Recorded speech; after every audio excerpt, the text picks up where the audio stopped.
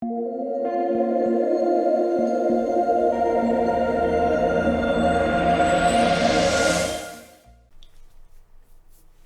everyone, this is Nick with Gold Coast Flooring, and today I'm going to show 4 different patches that I'm going to do with this steam iron to show how long you need to steam a patch in order for it to get the best results.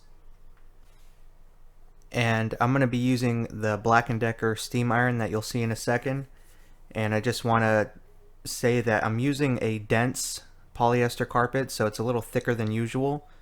So the results aren't going to be dramatic. This is really for demonstration purposes only.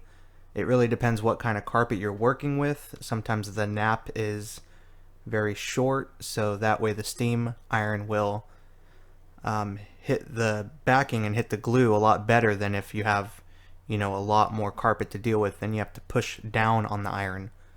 So this is just for demonstration purposes only. We're going to go from your right to the left. It's from my left to the right. And I'll be doing 5 seconds, 15 seconds, 30 seconds, and a minute. So here we're going to get started with the 5 second. Real fast, kind of like a zap. And then moving along to the 15 seconds, and of course I'm going to roll the carpet into the glue with a carpet tractor.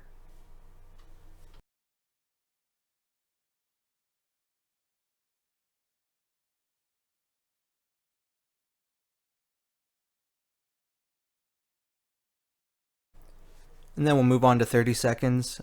And generally what I do is I usually keep it about a minute. I'll steam a spot and then go on to the next part. And like I said, it really depends on the type of carpet you're working with. You can get a really low grade, very cheap material carpet and do a patch in 2 minutes, or you can do a very dense carpet and it takes 8 minutes. So it really just depends.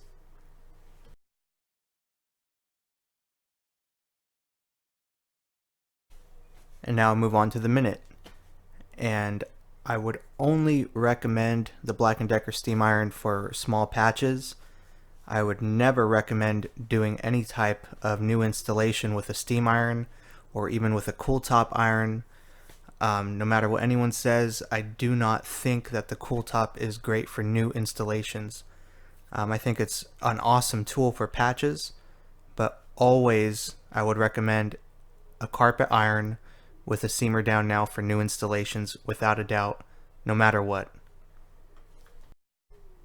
Even if I'm doing a large patch where I can fit my carpet iron into, I'd rather use my carpet iron and the seamer down now.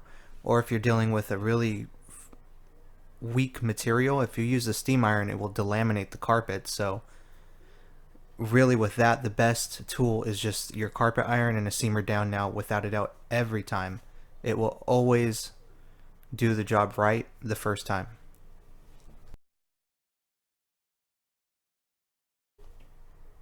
And that's pretty much it. I'm gonna let these cool down a little bit, and then we will break them apart and see which one did good. And as you can see, that's the steam that's pumping out of this little tool. It's a really, really awesome tool made by Black & Decker. They don't make them anymore. I'll leave a link in the description. If you're lucky, you can find one on eBay or Amazon, but they really are great.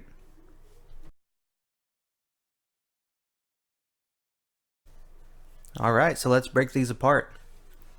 Here you can see that's the 5 second, and that just snaps right off. It didn't even do anything. So a vacuum cleaner would probably just easily pull that up. Next is the 15 second. A little stronger, but still not quite there.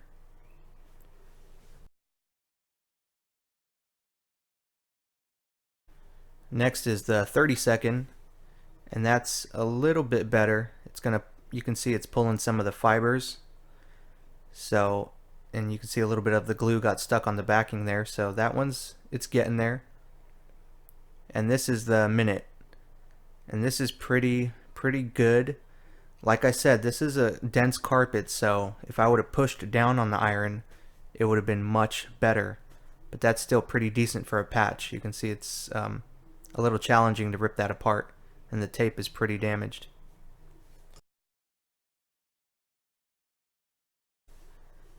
And that's it. Here you can see I took a picture of the tape after I ripped everything apart. And I really just made this video to show kind of a difference because I was curious too. We learn more and more every day, and I hope that this helps somebody kind of get an idea on how that steam iron works. Yeah, if you have any questions, let me know, but I hope this helps. Again, thanks for watching and have a great day.